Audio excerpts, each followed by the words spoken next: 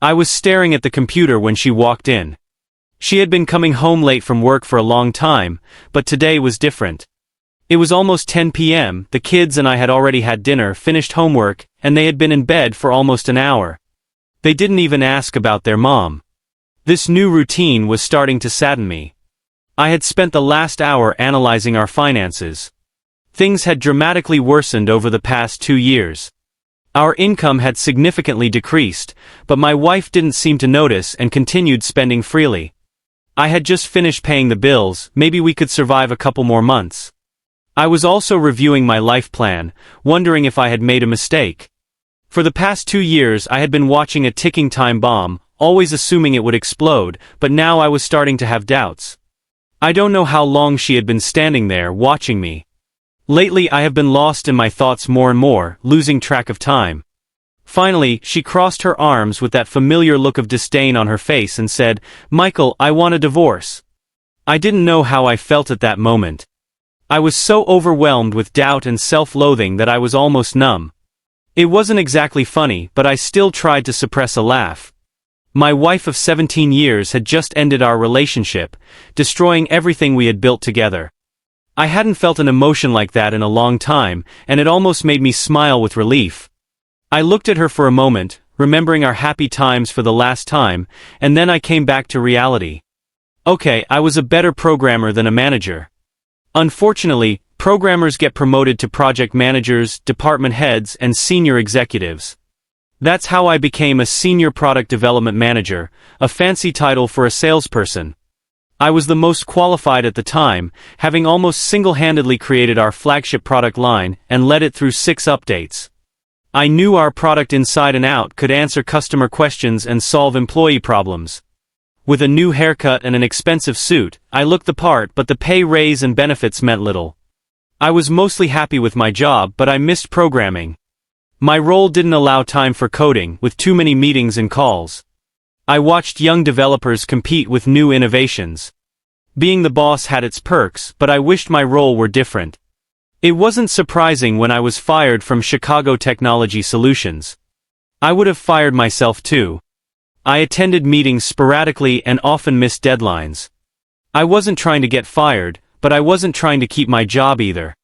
I was depressed for months. It took me almost 3 months to move on and another month to find a viable solution. My kids helped me stay sane. Their routine of breakfast, school, snack, homework, dinner and bed became my mantra and brought order back to my life. I embraced being a stay-at-home dad, handling all the domestic tasks and transport. The kids liked having me around and it helped me realize I had value. My wife didn't seem to notice this change in our family dynamic. I met Jennifer Ray at a fraternity party, which I only attended for post-grad networking opportunities. Everything else about me, height, weight, appearance, personality, was average. Even my name, Michael, was the most popular name from 1961 to 1988. Outside the computer I wasn't unique. I had a few relationships but mostly kept to myself. That changed when I met Jennifer Ray.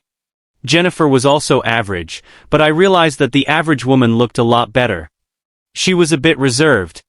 After observing her for a while, I finally spoke to her. Our first encounter was brief, but it led to coffee and study sessions over the next few weeks. After almost 2 months we had our first real date. From then on it was the best time of my life. We enjoyed 15 years of bliss. Our courtship and engagement were brief. After graduating, we got married and moved into our first apartment in Chicago. We commuted together to our first jobs, barely making ends meet, but we were happy together. We shared almost everything: family stories, interests, goals. Where one of us lacked, the other excelled. I handled our finances, and Jennifer took care of our social and family schedules. We quickly improved our lives, both getting promotions, expanding our circle of friends, and saving for a house while continuing to travel and have fun. Jennifer quit her job after 8 years. Our son Jacob was born a year later, followed by our daughter Emily. We moved to a 3-bedroom house in the suburbs, got a dog, and bought a family sedan and a minivan. Our life was perfectly average: 2 kids, a pet, a house and 2 cars. I didn't think I could be happier. I was wrong. I was promoted to manager shortly after Emily's first birthday. It felt like a reward for years of being overlooked and not complaining. The new salary was substantial and my schedule was flexible, allowing me to work from home and only visit the office for meetings. Money can't buy happiness, but it can buy nice clothes, better health care, a new house and confidence. I went from being average to slightly above average, and my wife, whom I already found beautiful, seemed even more stunning. Our life, which was already good, improved significantly. We traveled more, spent more time with our kids, and saved more for retirement. When Emily started elementary school, Jennifer wanted to work part-time. She quickly found a job at a growing marketing firm. Her hours matched the kids' school schedule, and she saved her salary, projecting that by the time the kids graduated from college we could retire comfortably. I found out my wife was cheating on me 3 months before our 15th anniversary, just before my birthday.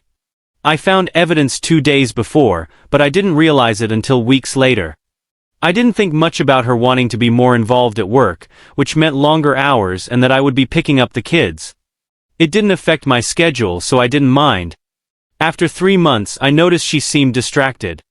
She said she was stressed from trying to find herself at work. I took on more household responsibilities to lighten her load. When our relationship began to deteriorate, we talked about it. She said she felt older and didn't need to have as much fun anymore. Our life briefly improved, but then it started to decline again. I hesitated to mention it again, fearing a fight. I was nearly at my breaking point when I found the gift. The weather had gotten cooler and I was looking for a sweater. Since I had taken over the laundry duties, I often mixed up where things should go. As I was going through her closet, I saw behind some old shoeboxes, a pink box with a white ribbon from a lingerie store, and a card addressed to my love. A flood of thoughts overwhelmed me. Should I open it or wait? I decided to watch and wait until my birthday. The note read, "Sorry for the wrapping. Unwrap the real gift on your birthday when I wear what's in the box. With love, Jennifer." Over the next 2 days I made extra efforts. I greeted her with flowers, gave her foot massages, and cooked her favorite dinner. Her reaction was indifferent, almost as if she was just tolerating my gestures. On my birthday, Jennifer arrived home late and asked what was for dinner. Taken aback, I suggested going out for pizza and the kids agree. At the restaurant, the waiters wished me a happy birthday, and I thought I saw surprise in Jennifer's eyes, but she quickly recovered. "I'll give you your gift later," she said with a smile. The drive home was tense, almost resulting in a car accident. Waiting for the kids to get ready for bed and then fall asleep felt like an eternity. Jennifer had gone out to get some milk and returned just as the kids were falling asleep. When I got to our bedroom, she wasn't there. Moments later, she came out of the bathroom wearing a flannel nightgown, no makeup, and her hair in a ponytail. Frustrated, I asked about my gift. She got into bed, reached for the lamp and then paused. "Oh, I almost forgot," she said. She pulled out a small box wrapped in balloon pad and paper from the nightstand and handed it to me. "Happy birthday, honey," she said before turning off the light and falling asleep. I was so stunned that I didn't even open the gift. The next day, I sank into a deep depression, replaying the events of the past few days, unable to understand what had gone wrong. For nearly 2 weeks I was consumed by despair, with the unopened gift mocking me. I had always heard that the husband is the last to know, but I was truly in the dark. The thought that Jennifer might be cheating on me never crossed my mind, until she called 13 days after my birthday to say she would be late to Alan's 30th birthday party. I don't remember my response as I stared at the empty spot in the closet where my gift had been. The pain in my chest and the prolonged nausea that followed made me fear a heart attack, and for a moment I wished it were true. Alan Henderson, Jennifer's boss, was a younger, insincere advertising executive who I didn't like. Emily brought me back to reality. "Are you okay, Dad?" she asked, almost in tears. I reassured her, saying I had a stomach problem and needed a moment. Finally, I left the bathroom, grabbed my dusty bottle of Scotch whiskey, and drank enough to wake up with a pounding hangover. I don't know when Jennifer got home, but the next morning, she was in the kitchen with the kids as if nothing had happened. Her slight flinch when she sat down to eat erased any remaining love I had for her. I wish I could say I confronted my unfaithful wife, but I was too devastated. I felt like a zombie, getting worse every day as I watched her act carefree. I hit rock bottom until our 15th wedding anniversary when I finally decided to take action. I probably wouldn't have done anything. I was being a coward and I knew it. If my father were alive, he'd call me a coward and he'd be right. The fog cleared from my mind when my wife announced she had a work conference during our anniversary. It felt like another level of disrespect, especially since she didn't acknowledge the date. After drinking heavily on our anniversary, I woke up angry and decided to call a lawyer. I was determined to end this farce. Thinking my life couldn't get worse, I was wrong. The lawyer crushed my hopes. I didn't have proof of her infidelity, and even if I did, it wouldn't matter. She'd get half of our assets, joint custody at best, and I'd have to pay alimony. She would likely get primary custody and the house for the sake of the kids. My wife was cheating on me and I felt like a fool. My depression turned to confusion. A few weeks later she asked, "You don't look well, Michael. Is something bothering you?" I lied, "No, honey." Then I was fired, which turned out to be a blessing. Watching the news, I saw a major employer go bankrupt, leaving employees without pay or pensions. I realized that if we had nothing, we wouldn't have anything to divide in the divorce. I decided to spend our savings until there was nothing left. It was a reckless plan, but I was desperate. 2 years passed in exasperating boredom. I realized that Jennifer had been the soul of our social circle. When she distanced herself, I found I had no real friends. As an only child with deceased parents, I was truly alone. For 2 years, my children were the only bright spot. I had never been a big spender, always keeping receipts for everything.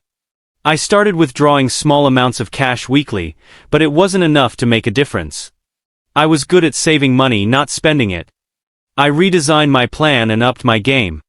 I enrolled in an executive MBA program, spending almost $120,000 at a local university.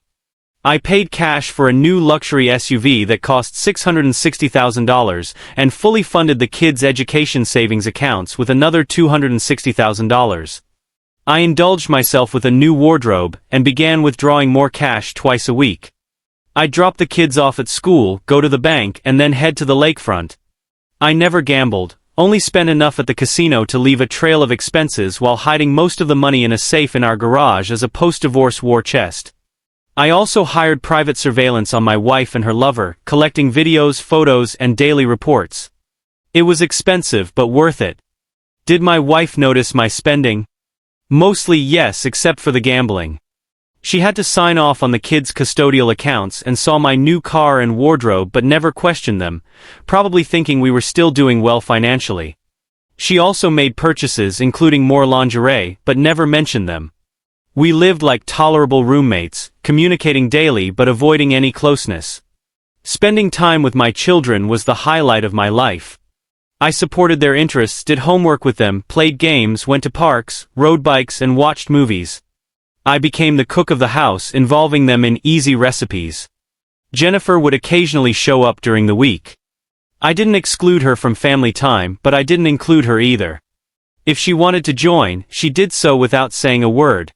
I received weekly reports on my wife's activities. At first I thought she was only involved with her boss, but it turned out she was with several men from her office and eventually even with some clients. Did it hurt?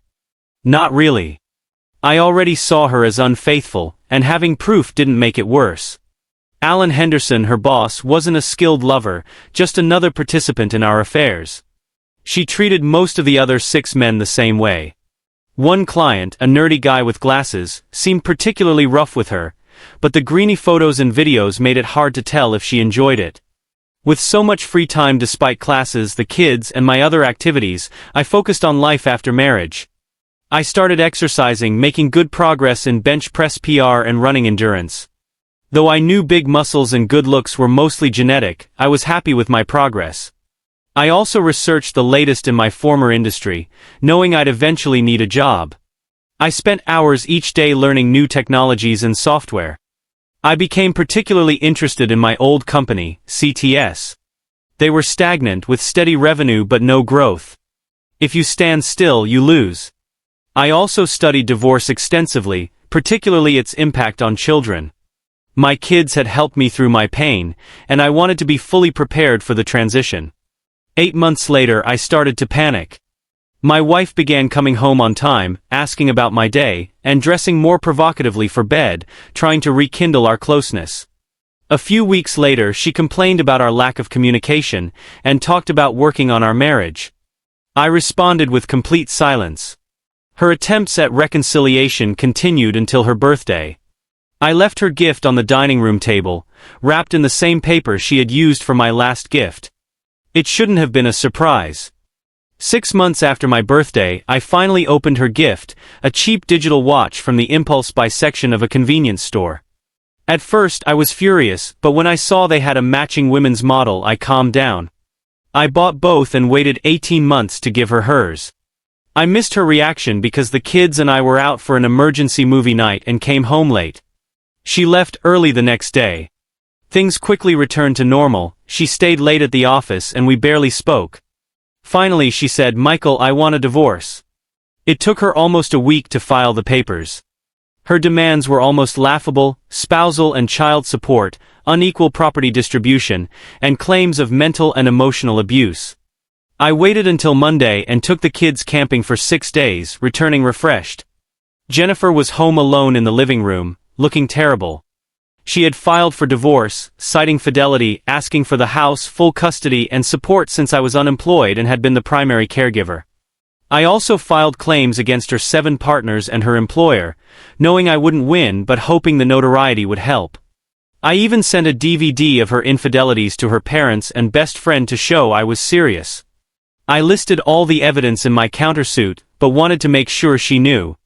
The kids grabbed a snack and went to their rooms, ignoring their mother, who made no move to address them. I grabbed a beer and sat across from Jennifer. She didn't look at me for a long time, crying and seemingly in pain. Finally she whispered something, but I was too focused on enjoying my beer to care. "You're going to ruin me." I waited until she looked at me.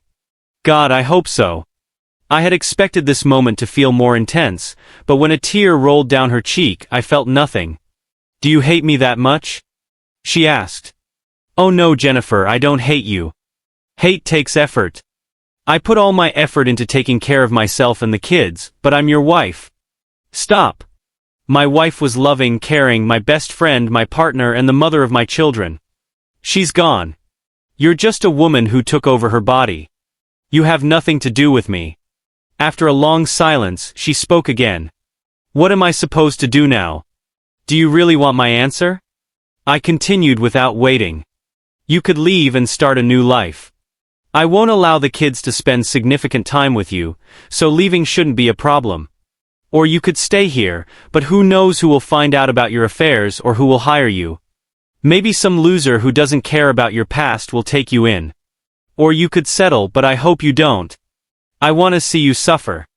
But then again, my opinion didn't matter when you started having fun with your boss. I had rehearsed this speech for months, expecting satisfaction in seeing her spirit break. Instead, I felt empty. Life after divorce has been uncertain. The lawsuits went better than expected.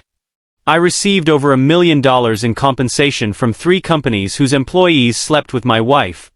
This was surprising, as my lawyer had warned me not to expect much. We destroyed my ex-wife's company through discovery motions, depositions, and leaks to the press. I also sent emails to her clients about my wife and her boss. Do you really want to be in bed with this company when it all blows up? Gradually their revenue dried up. Employees resigned to avoid the scandal, and the company eventually filed for bankruptcy. Alan Henderson was fired and left town in disgrace. The $200,000 settlement I received was smaller but more satisfying than my other victories. I didn't get anything from the foreclosure lawsuits, which I had expected. However, 4 of the men involved faced divorces. The process hurt me too, as I faced ridicule and harassment from people who knew my situation, but I didn't care. I already felt like a loser. My main concern was keeping my children safe from the repercussions. They were sad for a while but soon recovered. My greatest victory was returning to CTS as Vice President of Design and Development. Programming helped distract me from my personal torment. In 2 years, I developed an add-on for CTS software that integrated with competitor packages. Less than a year later, I started my own company and sold the software, receiving $1 million and an incredible compensation package from CTS. As I considered retirement, I knew I needed a reason to leave the house. My new income allowed me to hire Mrs. Marlene Henson as a housekeeper and nanny. A year later, she moved in with us full-time, living in an apartment above our garage. She became like a grandmother to my children, providing wisdom and advice that I valued. I appreciated her support and loved my children, trying to be a caring father, but I was also disillusioned and cold. Mrs. Henson was my rock, offering guidance as the kids grew up. Our closeness faded, but I didn't resent it. It was better to keep my bitterness out of their lives. Mrs. Henson worked for me until the kids went to college, then retired. I offered her free room and board as a pension. She stayed with us for 15 years, always encouraging me to find someone to share my life with. Despite her efforts, I remained alone, and she passed away knowing that I had never opened up to anyone. My friendships were shallow and unsatisfying, and I rarely went out except for a few group dinners. I earned a reputation as a cold, ruthless person, and I didn't blame anyone for rejecting me. My wealth allowed me to hire companions regularly. I mostly sent them away, but I liked one named Candy. Later, I found out her real name was Mary Beth. When she became too attached, I cut her off. Jennifer had a difficult life after we separated. She tried to reconcile or build a relationship with our children for almost a year. I wanted her, but she didn't listen.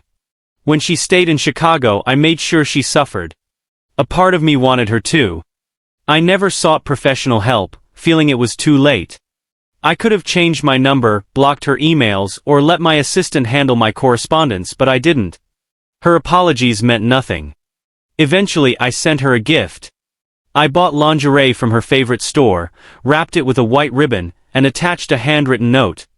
The card was addressed to Cal, and the inscription said, "Go to hell," though my actual words were cruder. I hoped she got the message. One of Jennifer's potential suitors tried to hold me responsible for tormenting her. He showed up at my door drunk and pushed me, knocking me down. That was his mistake. I had no special training, had never been in a fight, but I had pure unspent rage toward my ex-wife and her lovers. He became the outlet for my anger. I ended up with a black eye and a broken rib. He was lucky to survive. He pleaded guilty to minor assault and trespassing, getting probation as a first-time offender. His years of reconstructive surgery and rehabilitation probably had a greater impact. Jennifer never contacted me again. I stopped following her after a year when she found work cleaning hotel rooms 700 miles away in rural Virginia. I only saw her once more 16 years later at our daughter's wedding. I knew the kids had reconnected with her after college. I didn't stop them. Time had not been kind to her. She had gained weight, had deep wrinkles, and showed signs of smoking. She looked old and worn, but I could still see the woman I once loved. I felt nothing for her, but I saw her sitting alone in the back of the church, briefly and cordially interacting with our daughter. She didn't try to talk to me, and we stayed 30 feet apart. When I saw her waiting for a taxi, I noticed a small gold ring with an insignificant diamond on her finger. I smiled for the first time in a long time, thinking maybe she had found someone better than me. I walked over, looked at the ring, and then met her eyes. A deep sadness was evident in her gaze. "You ruined my life," she said. I looked at her left hand and then back at her eyes. "I'm glad you found someone. I hope they make you happy," I said. I quickly walked to my car where my driver was waiting. "Good evening, sir." "Miss, I hope you had a pleasant evening. Shall we head to the club?" John asked. It went as well as I could have expected, Jonathan. "Let's go straight back home." "I'd like to be alone tonight," I replied. "Of course, sir," Jonathan said as we drove away. Unlike other guys, we met on the worst night of my life in college. My sorority sisters abandoned me at a fraternity party. They promised to stick together, but left to mingle with the popular crowd. I waited for them for 2 hours while drunk guys harassed me. Then Michael approached, looking me directly in the eyes. He introduced himself politely and made small talk before leaving. "It was a pleasure talking to you, Jennifer. I'd like to invite you for coffee sometime. Here's my name and number if you're interested. Thank you for talking to me." That moment was the highlight of my semester. I almost didn't call him, but after a week I did. We met for coffee and he asked me all kinds of questions, making me feel comfortable talking to him. He was brilliant and well-versed in every topic. He studied computer science but could have studied anything. He offered to help me with my difficult subjects, especially ancient philosophy. Michael always looked me in the eyes, showing genuine interest in me as a person. We started studying together one Friday night, spending 3 hours in the library preparing for a philosophy exam. He was patient and never made me feel stupid. When I passed the exam, he was genuinely proud of me, saying he enjoyed spending time with me. Michael was different from other guys. He focused on his studies during the week, avoiding parties and distractions. We didn't have traditional dates, but he called me every day and left notes for me. We met for coffee at the library and occasionally for lunch. He always asked about my family, interests and dreams. When I asked him if he was afraid of anything, he revealed his fear of not being a good father. He was an only child, had lost his parents in high school, and lived with an unsupportive uncle. Michael wanted to get married and have children, but was worried he wouldn't know how to be a good father. When he fell silent, searching for an answer, I reassured him, "Not Michael, you're enough." About 4 weeks into our relationship, Michael asked if I was free on Saturday. I told him I was and he said he'd pick me up for lunch. The days leading up to that Saturday were strange. Michael didn't reveal his plans and my sorority sisters whispered and smiled around me. I was nervous when he arrived. He and his 3 fraternity brothers were dressed in maroon and light blue, carrying a large banner and trays of food. Michael had a DVD, a West Ham t-shirt for me and a big smile. He asked for the large living room in the house. Turning the corner, I saw the room decorated in West Ham colors, and everyone started singing. I was stunned. I had once complained about missing a West Ham United game due to an exam. Michael had arranged for a friend at a sports bar to record the game, learn the team's chant, taught it to his friends and my sorority sisters, and watched the game to know when to start it. They brought English beer and cooked fish and chips. As the game progressed, we sang, drank and cheered. Then Michael told me to watch. I saw my cousin score his first goal in the Premier League. It was the kindest gesture anyone had ever done for me. When it was over, Michael and his friends cleaned up and left. Michael said he'd call me later. I was left to deal with the teasing about the dreamy look in my eyes, but it was worth it. Our phone calls, notes, and coffee continued for a few more weeks. One day while we were having coffee, I noticed Michael seemed extremely nervous. "Is everything okay, Michael?" "Oh yes, of course. I was wondering if you had plans for Friday night, and if you're free, would you like to have dinner with me? You know, like a date?" "I'd love to have dinner with you, Michael." The relief on his face surprised me, quickly replaced by the widest smile I had ever seen. He kept smiling as he finished his coffee. As we left and he headed to class, I watched him walk almost a block away. From then on, my life became a whirlwind of love, romance, and friendship. My grades improved, I had more fun than ever, and people began treating me differently. I felt more comfortable being myself, the woman Michael loved, and people were drawn to that. Being around Michael boosted my confidence. He always praised me excessively. Michael was well-dressed, fit, and charming. Though shy with new people, he was the smartest person in the room, often outshining professors. Despite this, he remained humble and spent his time with me, often saying, "I'm just an ordinary guy who won the lottery." When we met, I considered myself cute, friends and family called me that, but I was self-conscious, especially around my impressive sorority sisters. But through Michael's eyes I began to feel more valuable.